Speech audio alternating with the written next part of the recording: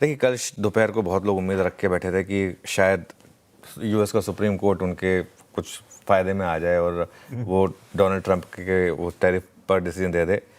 कल US supreme court ने tariff पर फैसले को फिर टाल दिया और अब आशीष 20 फरवरी तक उस पर कोई सुनवाई नहीं है। तो अब 1 महीने का एक क्लीन रन मिल चुका है डोनाल्ड ट्रंप को। और आप यकीन नहीं करेंगे, कल मैं CNBC ग्लोबल देख रहा था शाम को, वहाँ किसी एक कमेंटेटर ने कहा कि शायद सुप्रीम कोर्ट भी डोनाल्ड ट्रंप से डर गया है। तो सुप्रीम कोर्ट को लगता है कि इस इंसान का कोई भरोसा नहीं है, अगर मैंने इसके अगेंस्ट रूल कर दिया तो पता नहीं ये क्या कर दे, किसी देश पर अटैक कर दे या कुछ कर दे, कोई भरोसा नहीं है अभी इस समय। मतलब जो जिस तरीके की चीज़ें चल रही हैं तो उसमें अब देखिए ना, आप मतलब किसी दूसरे प्रेसिडेंट की व्हाट्सएप चैट को आप पब्लिक कर दें मान लो, तो कुछ भी कर सकता है ना कोई इंसान, मतलब वो एक हठधर्मी में। तो इसके लिए तो खैर इसका एक इम्पैक्ट यूज़ के मार्केट पर खुद पर हुआ। वो जो उन्होंने ग्रीनलैंड पे झंडा गाड़ा उसका एक इम्पैक्ट वो तो क्लियरली दिखना ही था। लेकिन इशू क्या है, कल हम जब क्लोज हो रहे थे तो हम 700 पॉइंट डाउ फ्यूचर पचा के गए थे कि 700 पॉइंट डाउ नीचे है, हम 900 गिर गए। मतलब कोई ऐसा बहुत ज़्यादा नहीं है कि मतलब उसमें कोई ज़्यादा वो हुआ, जितना हम पचा के गए थे मार्केट मोर और लेस वहीं पर था उस हिसाब से। तो ठीक है, इसमें कोई दिक्कत नहीं है। लेकिन एक चीज़ क्लियर है कि सोना और चांदी पैसा यहीं पर बन रहा है। और एक बात बताऊं, मैं जब दिसंबर में वो म्यूचुअल फंड के आंकड़े आए थे उसमें जब मैंने गोल्ड और सिल्वर के नंबर देखे थे तो मुझे लगा था कि कहीं ये लोग एकदम टॉप पे तो चेज़ नहीं कर रहे हैं, वहाँ से सिल्वर 20% और ऊपर है।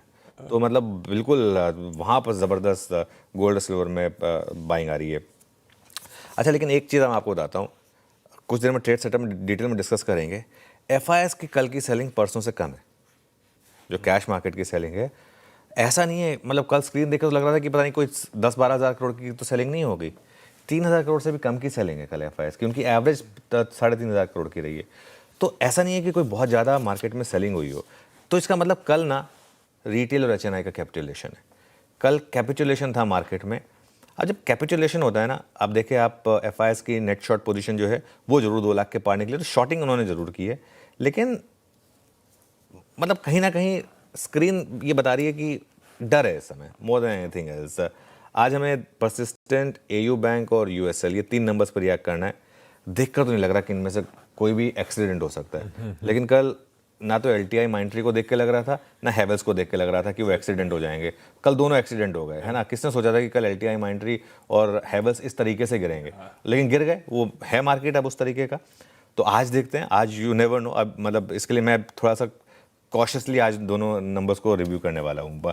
आज नंबर्स के हिसाब से थोड़ा बड़ा दिन है क्योंकि आज निफ्टी के 2 नंबर्स हैं, डॉक्टर रेड्डीज और इटर्नल के।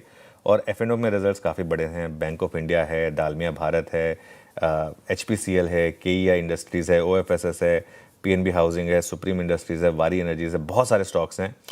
और आज एक बहुत इंटरेस्टिंग है, आज कैबिनेट की भी बैठक है। अभी तक एजेंडा नहीं पता है हमें, लेकिन कहीं ना कहीं कल एक न्यूज़पेपर में आर्टिकल छपा था कि शायद ऑयल मार्केटिंग कंपनीज पर विंडफॉल गेन टैक्स लगाने की तैयारी चल रही है, क्योंकि उनका मार्जिन बहुत ज़्यादा हो गया, 12 रुपये करीब आ गया है। उनका मार्जिन ज़्यादा हो गया तो पेट्रोल प्राइस कम करो ना, सिंपल।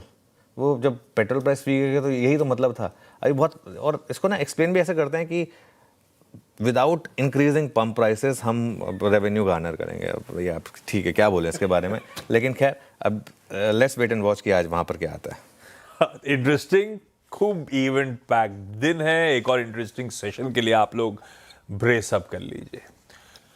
ट्रम्प साहब को तो आपने कह दिया कोई ईमान धर्म है ही नहीं बेसिकली, वो तो सरदर्द है ही दुनिया के लिए। लेकिन सही